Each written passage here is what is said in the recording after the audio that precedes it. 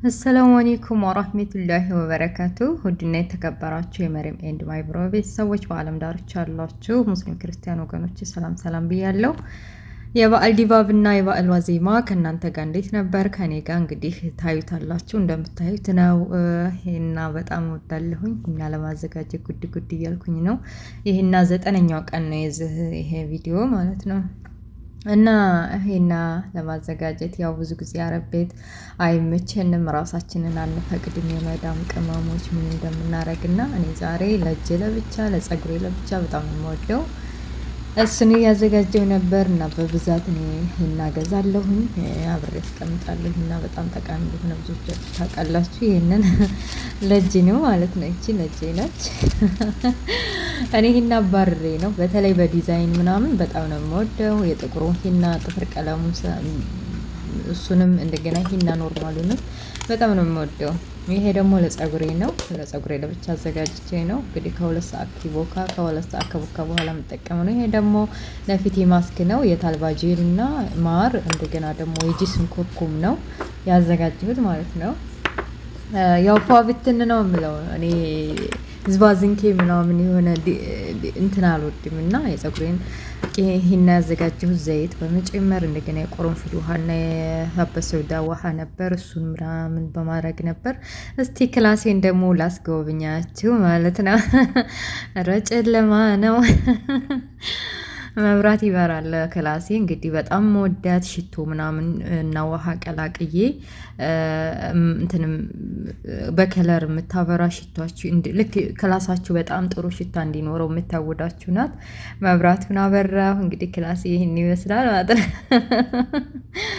ልብስ መተኮሻ ምናምን ያው እንግዲህ ብዙ ጊዜ አረብ ቤት ስንኖር ሰራተኞች ቀሳላ ልብስ መተኮሻ ልብስ ማድረቂያ ምናምን ከኛው ጋር ነው። ይቺ አልጋዬ ናት። በመከራ የለመድኳት አልጋዬ ማለት ነው። መሬት ነበር የምተኛው። ይሄ መጽሐፍ የምጽፍበት እና ማነበት ጣውላዬ ነው። ይሄ እንደምታዩት ያው የሴቶቹ ቅባት ምናምን ክሬም።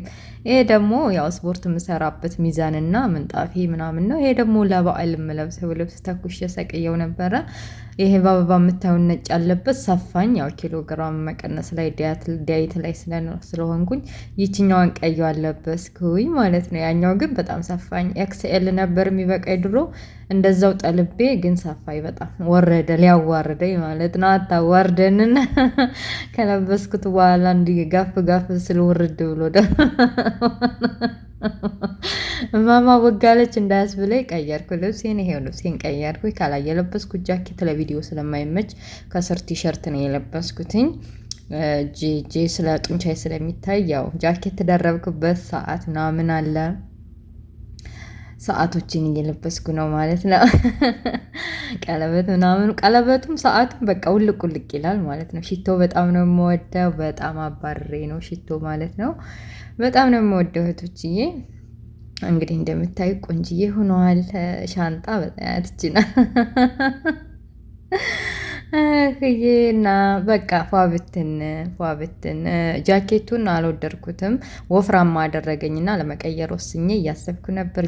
ጂንስ ልልበስ ወይስ የኛውን? ግን አሁን የለበስኳት ተመችታኛለች። እሷን ደርቤው አልኩኝ ማለት ነው። አሁን የለበስኳት ቀበቶዬንን በደንብ ጠበቅ ላድርግ ስራም ስለሚኖር።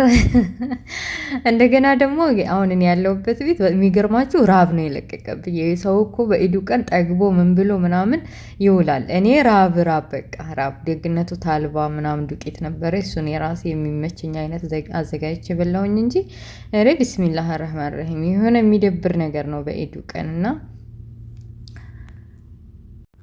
አንዳንድ ጊዜ አሁን ለምሳሌ ብዙዎቻችን 3 በግ ይታረዳል ያረፋ። እንደገና አረፋ ሙስሊሞች ግዴታ ነው በግ ማረድ ምናምን እና እኛ ጋር ያው እንግዲህ ውጭ እንትን ነው ተከራይተው ነው እዛ ነው የበሉት እራታቸውን። ቤት አይመጣም መግማማት ምናምን። ሴትዮዋ አትወድም።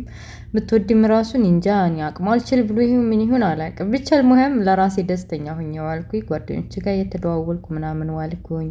ደስ የሚል ውሎ ነበረ። ያው አልሐምዱሊላህ ረብል ዓለሚን የባሰ ያንጣ በህይወት እስካለን ድረስ ያለንበት ማመስገን ግዴታችን ነው። ከእናንተስ እንዴት ነበር ኢዱ? ከኔ ጋር ይሄን ይመስላል።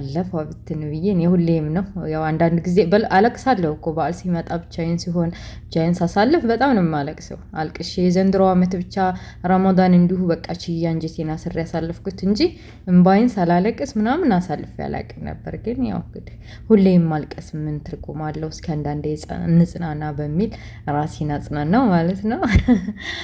እና ብዙዎቻችን በየአረቡ ቤት ትካዜ ነው እና በዛ አጋጣሚ ራሳችሁን ጠብቁ። አረቦች መስመር ካላብጅንላቸው ምግብ ስንበላ እየበላሁ ነው ተረጋጉ ብለን መስመር ካላስያዝናቸው እነሱ ቀን ሌት ብንደክም ብንለፋ እናንተ ታውቋቸዋላችሁ። ምንም እንትን አይላቸውም ማለት ነው። ቅርታ የልጁ ድምጽ ገባብኝ። ምንም አይገባቸውም፣ አይረዱም። እድሜ ልካችሁን ብትጠገረሩ ማለት ነው። እና በቃ ራሳችሁ መስመር ልታስይዟቸው ይገባል። እዚህ ቦታ እንደዚህ ኩኒ 10 ዓመት 20 ዓመት ተጠግረንላቸው እነሱ ምንም አይመስላቸውም።